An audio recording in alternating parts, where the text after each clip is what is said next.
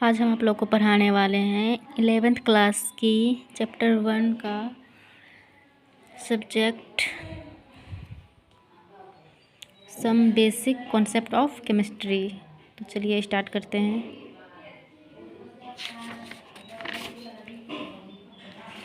तो चलिए सबसे पहले है द्रव की प्रकृति। द्रव की प्रकृति के बारे में जानते हैं कि कोई भी वस्तु जिसका द्रव्यमान होता हो और जो स्थान घेरती हो द्रव कहलाता है। जैसे कोई भी वस्तु हो गया, कोई भी वस्तु जैसे कि ये इसको ले लीजिए, ये इसका द्रव्यमान है, मतलब इसमें कुछ न कुछ भार है, कुछ न कुछ तो होगा ही, और ये स्थान भी घेरती हो। जैसे कि ये जिस स्थान पे भी है, तो ये स्थान और ये स्थान, इस चारों के कंडीशन के ऊपर अपने आप को स्टेबल किए हुए हैं। फिर उदाहरण के लिए जैसे लिखिए पुस्तक, कलम, पेंसिल, कोई भी जितनी सारी वस्तु, बहुत सारे वस्तु जो द्रव से बने ही हुए होते हैं। सभी जीव आदि द्रव से बने होते हैं। जितने भी जीव हैं, जंतु हैं, सब द्रव के ही बने होते हैं। हम लोगों का भी ले लीजिए, जैसे मनुष्य के शरीर में अगर द्रव की मात्रा नहीं हो, जल नहीं हो, तो उसका अस्तित्व ही नहीं होगा, क्योंकि जल के बिना जीवन असंभव होता है। द्रव की 3 भौतिक अवस्थाएं होती है, अर्थात भौतिक के आधार पर हम द्रव को 3 भागों में बांटते हैं, ठोस, द्रव और गैस। इन तीनों अवस्था में द्रव के घटक देख लीजिए, ठोस, द्रव और गैस। तो चलिए सबसे पहले हम ठोस के बारे में समझते हैं। ठोसों में कण जो हैं एक दूसरे के बहुत पास क्रमबद्ध रूप से व्यवस्थित रहते हैं। मतलब कोई भी ठोस वस्तु लीजिए, इसमें जो भी कण हैं, मतलब पार्टिकल्स हैं, एक दूसरे के करीब में है, मतलब कि सटे हुए होते हैं, जबकि द्रव में अलग हैं, गैस में और अलग हैं। तो इस तरीक़ा से ठोस की विशेषताएं हैं। तो ये बहुत गतिशील नहीं होते हैं।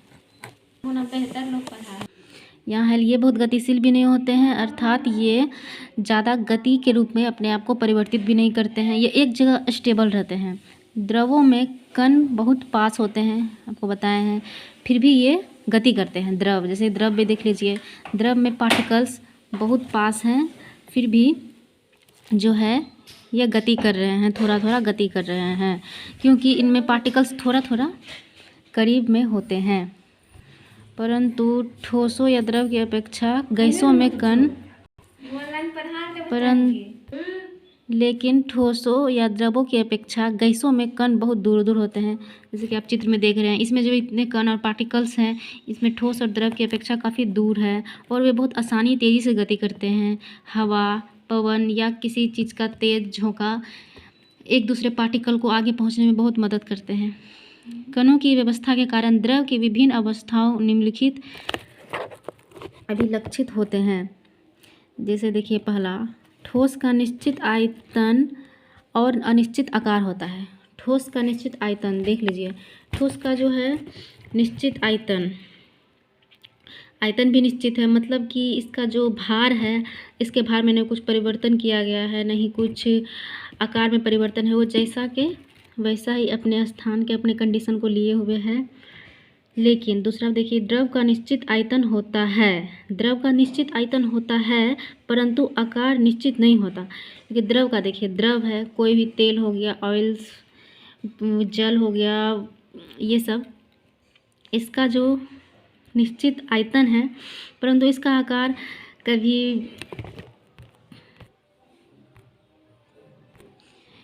इसको ठंडा कर कीजिए तो ये सिकुड़ जाते हैं, और गर्म करने पे फैल जाते हैं। और या फिर जैसे कोई तेल लीजिए, पानी लीजिए, इसका आकार का भी कोई निश्चित सीमा नहीं होता है। ये एक दूसरे के रूपांतर में कभी कभी अपना रूप परिवर्तित करते रहते हैं। फिर तीसरा, गैस का आयतन या आकार कुछ भी निश्चित नहीं रहता है। मतलब गैस का जो रूप है, आकार है, और आयतन मतलब इसका जो भार है, इसका कुछ निश्चित ही नहीं रहता है। कोई हवा को भाप सकता है, क्योंकि एयर का कोई द्रव्यमान ही नहीं होता है, और इसके आकार का कोई ठोस निर्माण ही नहीं होगा, क्योंकि ये अपने पात्र के आयतन में पूरी तरह फैल जाएगा। चाहे ऐसे किसी भी जगह भी कोई वस्तु में इसको पूरी तरीक़ा से फैला दिया जाए तो। ताप और दाब की तीनों अवस्था में एक तरफ से इसको परिवर्तित किया जा सकता है, परंतु ठोस, द्रव और गैस को एक दूसरे की अवस्था के रूप में परिवर्तित कर सकते हैं। जैसे जब भी आप एक ठोस को गर्म करते हैं तो वह द्रव में परिवर्तित हो जाता है, और द्रव को गर्म करने पर वह गैस या वाष्प अवस्था में परिवर्तित हो जाता है। इसके विपरीत अगर अभिक्रिया में गैस को ठंडा करने पर वह द्रवित होकर द्रव में परिवर्तित हो जाता है, और अधिक ठंडा करने पर द्रव जमकर ठोस में परिवर्तित हो जाता है। इसका मतलब ठोस का द्रव से वाष्पित और संघनित होने की क्रिया परिवर्तित होते रहती है। स्थूल या बड़े स्तर पर द्रव को मिश्रण या शुद्ध पदार्थ के रूप में परिवर्तित किया जा सकता है। मतलब किसी भी बड़े स्तर पर द्रव को मिश्रण या शुद्ध पदार्थ के रूप में हम उसको बदल सकते हैं। द्रव को देखिए, मिश्रण के आधार पर द्रव को दो भागों में बांटा गया है। पहला शुद्ध पदार्थ, दूसरा मिश्रण। मिश्रण के भी दो प्रकार हैं, समांगी मिश्रण, विषमांगी मिश्रण। और शुद्ध पदार्थ के भी दो प्रकार हैं, तत्व एंड यौगिक। हमारे आसपास, आप सभी के आसपास अधिकांश जितने भी मिश्रण हैं सारे पदार्थ ही हैं। उदाहरण के लिए जल में चीनी का विलयन, हवा, चाय आदि मिश्रण होते हैं, क्योंकि ये सारी चीज़ एक तरीक़ा से पदार्थ ही कहलाएंगे। किसी मिश्रण में दो या दो से अधिक पदार्थ अथवा घटक किसी भी अनुपात में उपस्थित हो सकते हैं। ये किसी भी मिश्रण में दो या दो से अधिक घटक, क्योंकि वो मिश्रण है, सारे पदार्थ को अपने में घुला लेगा। कोई मिश्रण समांगी या विषमांगी हो सकता है। जितने भी मिश्रण है उसमें समांगी और विषमांगी होने के बहुत ज़्यादा चांस हैं। किसी समांगी मिश्रण में घटक एक दूसरे में पूर्णतः मिश्रित होते हैं। किसी समांगी जो मिश्रण है उसमें जो उसके जो घटक हैं, उसके जो पार्टिकल हैं, एक दूसरे में पूर्णतः घुल जाते हैं, और पूरे मिश्रण का संगठन एक समान होता है। और जल में चीनी का विलयन और हवा समांगी मिश्रण के उदाहरण है। जैसे कि देखिए, जल में अगर चीनी देंगे तो पूरा तरीक़ा से घुल जाएगा। और हवा भी एक तरीक़ा से 100% बहुत सारे पार्टिकल से घुल के बना हुआ है। उसमें बहुत चीज़ों का मिश्रण, उसमें नाइट्रोजन है, ऑक्सीजन है, कार्बन डाइऑक्साइड है। इस तरह हवा एक समांगी मिश्रण होगा, क्योंकि वह 100% अपने अवस्था में घुला हुआ है। इसके विपरीत विषमांगी मिश्रण में संगठन पूरे मिश्रण में एक समान नहीं होता है। मतलब विषमांगी मिश्रण का जो संगठन है, मतलब विषमांगी मिश्रण का जो घोल है, वो 100% एक दूसरे के प्रति घुला हुआ नहीं होता है। कभी कभी तो विभिन्न घटकों को अलग अलग देखा जा सकता है। उदाहरण के लिए चीनी और नमक तथा दाल के दोनों ओर गंदगी, छोटे छोटे कंकड़ के कणों के मिश्रण विषमांगी मिश्रण है। जैसे कि आप चीनी लीजिए, उसमें चीनी नमक देंगे तो उसमें छोटे छोटे तो पार्टिकल रहेंगे ही, क्योंकि एक दूसरे से नहीं घुलेंगे। दाल और दोनों और गंदगी, अगर दाल देंगे, पानी देंगे तो उसमें थोड़ा थोड़ा उसमें गंदगी रहेगा, थोड़ा कंकड़ रहेंगे, तो इस तरीक़ा से पूरा तरीक़ा से अपने पार्टिकल में नहीं घुलेंगे। बहुत सारे ऐसे उदाहरण हैं। देखिए, ग्लूकोज में कार्बन, हाइड्रोजन और ऑक्सीजन के निश्चित अनुपात में होते हैं। ग्लूकोज में कार्बन होते हैं, हाइड्रोजन और ऑक्सीजन एक निश्चित अनुपात में होंगे। इसके अन्य शुद्ध पदार्थों की तरह संगठन होता है। इसमें अन्य जितने भी शुद्ध मैटर्स हैं उसमें मिलन होता है।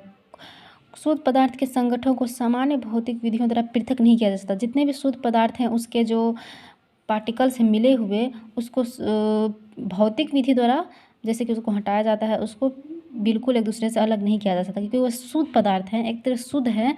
उसके जो सारे पार्टिकल्स हैं वो सेम पदार्थ से मिलके बने हैं, इसलिए उसको अलग नहीं कर सकते हैं। शुद्ध पदार्थों को पुनः तत्व या यौगिक में वर्गीकृत किया जा सकता है। जितने शुद्ध पदार्थ हैं उसको किसी एलिमेंट तथा कंपाउंड में विभाजित किया जा सकता है, क्योंकि शुद्ध पदार्थ किसी एलिमेंट एंड कंपाउंड के मिलने पे ही बनते हैं। किसी तत्व में एक ही प्रकार के कण होते हैं। किसी भी तत्व हो जाएगा, कोई भी एलिमेंट में, वो एक ही प्रकार के पार्टिकल से बने हैं। ये कण परमाणु या अणु हो सकते हैं।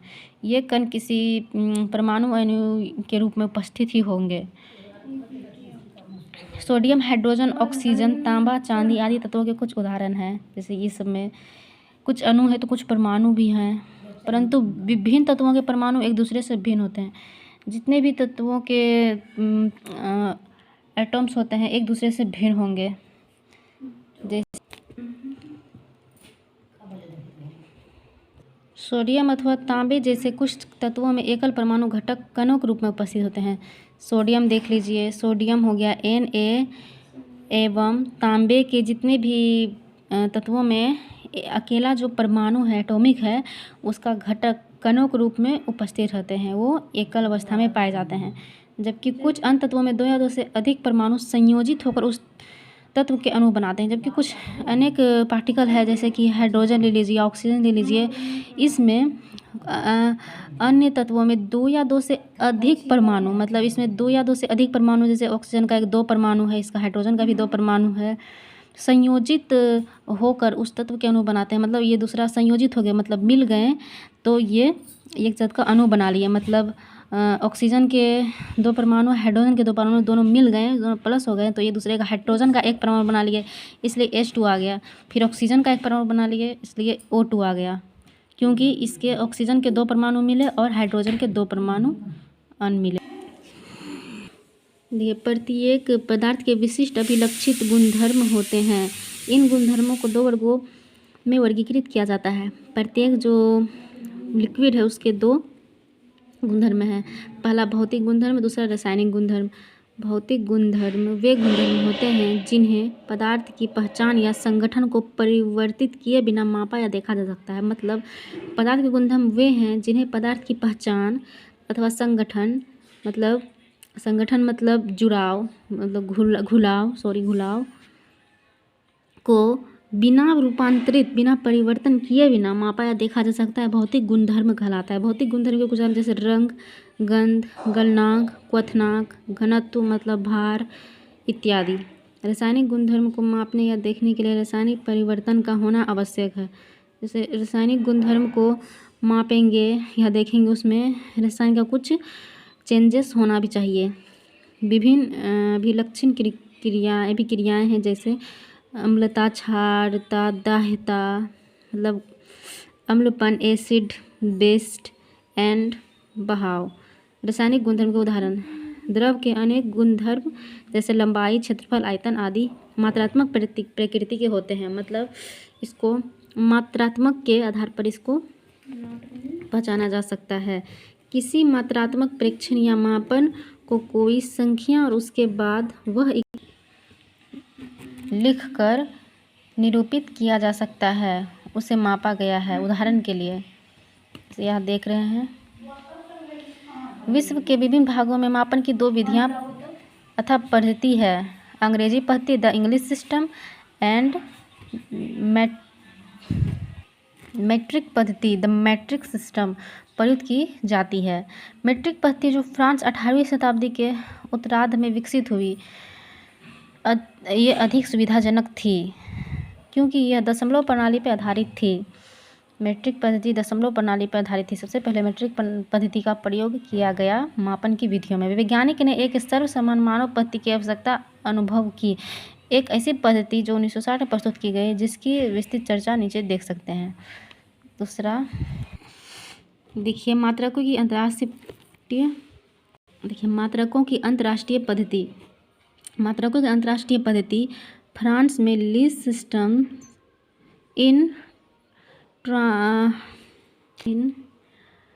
इंटरनेशनल यूनिट्स, जिसे संक्षेप में SI कहा जाता है, जिसे सन 1960 में भार और माप के 11वें सर्व सम्मेलन में स्वीकृत किया गया था।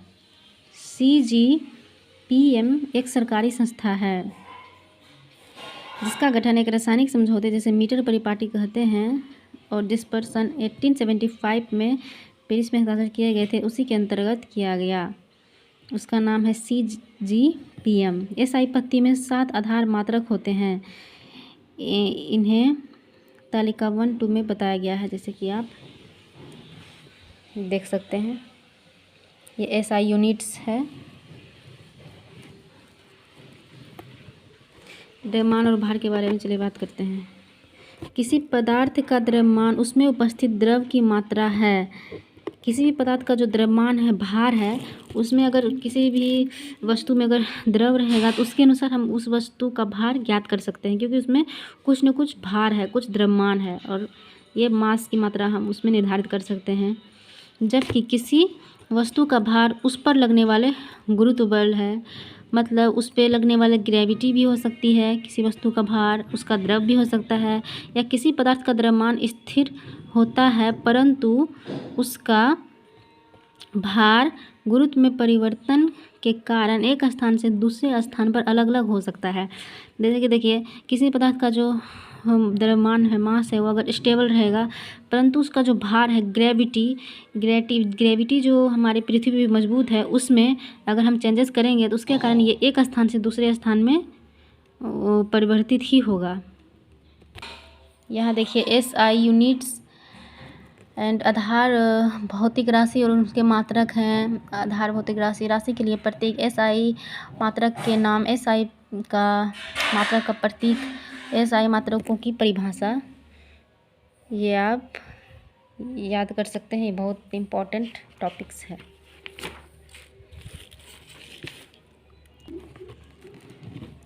देखिए, सर्वप्रथम एसआई यूनिट्स के आधार पर ही हमें kilograms, centimetres, metres, decimetre, millimetre इत्यादि मात्रकों की जानकारी इकट्ठा हुई है। जैसे कि इसके आधार पर सबसे पहले हमें जो जानकारी मिलती है वह है द्रव्यमान का एसआई मात्रक किलोग्राम, परंतु प्रयोगशाला में इसके छोटे मात्रक ग्राम, जैसे 1 किलोग्राम इक्वल टू 1000 ग्राम का प्रयोग किया जाता है, क्योंकि रासायनिक अभिक्रिया में रासायनिक पदार्थों की थोड़ी मात्रा का ही उपयोग किया जाता है। अब चलिए आयतन के बारे में समझते हैं। आयतन के मात्रक लंबाई के मात्रक होते हैं। आयतन के जो मात्रक होते हैं यूनिट, वो लंबाई के आधार पर ही उसके मात्रक होंगे। अतः एसआई पद्धति में आयतन का मात्रक मीटर क्यूब होता है। एसआई जो पद्धति है उसमें आयतन का मात्रक मीटर क्यूब होता है, जैसे कि आप पिछले पिक्चर में देख चुके हैं। परंतु रासायनिक प्रयोगशालाओं में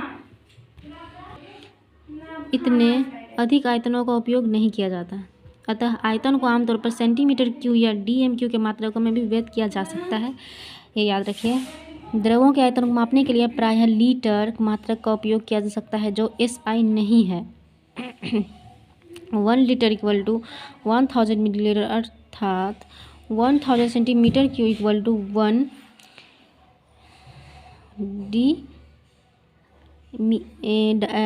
डायमीटर क्यूब। चलिए अब घनत्व के बारे में समझते हैं। डेंसिटी, जैसे घनत्व बोलते हैं हिंदी में। किसी पदार्थ का घनत्व उसके प्रति इकाई आयतन का द्रव्यमान होता है। मतलब किसी पदार्थ का जो घनत्व है, घनत्व मतलब भी एक तरह का हो गया भार, उसके प्रति इकाई आयतन का द्रव्यमान होगा। उसके जो प्रति इकाई जो आयतन है, उसमें जो आयतन लगने वाला है, उसके द्रव्यमान उसका भी मास के आधार पर होगा। घनत्व के एसआई मात्रक इस प्रकार व्यक्त कर सकते हैं। घनत्व का एसआई यूनिट इक्वल टू द्रव्यमान का एसआई यूनिट बाय आयतन का एसआई यूनिट। तो इसे अन्य रूप में उसको फॉर्मूले के आधार पर भी ज्ञात कर सकते हैं। या तो ये होगा या फिर ऐसे भी होगा, केजी बाई मीटर क्यूब और केजी मीटर पावर -3। यह मात्रक बहुत बड़ा है। रसायनज्ञ प्रायः घनत्व को जी सेंटीमीटर क्यूब में व्यक्त करते हैं, जहाँ द्रव्यमान को ग्राम में और आयतन को सेंटीमीटर क्यूब में व्यक्त किया जाता है। देखिए, ताप को मापने के लिए 3 ही पैमाने होते हैं। पहला डिग्री सेल्सियस, दूसरा डिग्री फ़ारेनहाइट जिसे एफ से सूचित करते हैं, दूसरा केल्विन जिसे के से सूचित किया जाता है। यहाँ केल्विन एसआई मात्रक है, ये याद रखिएगा। CF&K में सिर्फ केल्विन SI यूनिट है। साधारणतः सेल्सियस पैमाने वाले तापमान को 0 डिग्री से 100 डिग्री तक अंशांकित किया जाता है। जितने भी सेल्सियस है उसको 0 से 100 तक इसको हम सूचित करते हैं। यहाँ दोनों तापक्रम जल के हिमांक मतलब हो गया ठंड की स्थिति, और क्वथनांक मतलब हो गया वाष्पित की स्थिति की मात्रा को यह दर्शाते हैं। फ़ारेनहाइट पैमाने को 32 डिग्री फ़ारेनहाइट और 212 डिग्री के मध्य व्यक्त किया जाता है। यह फ़ारेनहाइट पैमाने को व्यक्त करते हैं। इन दोनों पैमानों पर ताप एक दूसरे के निम्नलिखित रूप में है। जैसे देखिए फ़ारेनहाइट = 9/5 डिग्री सेल्सियस + 32। केल्विन पैमाना सेल्सियस पैमाने से इस प्रकार संबंधित हैं कि केल्विन = सेल्सियस डिग्री + 273.15। यह जानना रुचिकर होगा कि 0 डिग्री सेल्सियस से कम ताप सेल्सियस पैमाने पर तो संभव है, परंतु केल्विन पैमाने पर ताप का ऋणात्मक मान संभव नहीं है। 0 डिग्री से कम ताप जो है वो सेल्सियस के रूप में हम इसको मान सकते हैं, लेकिन केल्विन पर ताप का ऋणात्मक कभी भी नहीं होगा, क्योंकि वो केल्विन के अनुसार इसके ताप के भिन्न भिन्न पैमानों को दर्शाया गया है। यहाँ देख लीजिए आयतन है, ये ब्यूरेक, ये आयतन मापी फ्लास्क है।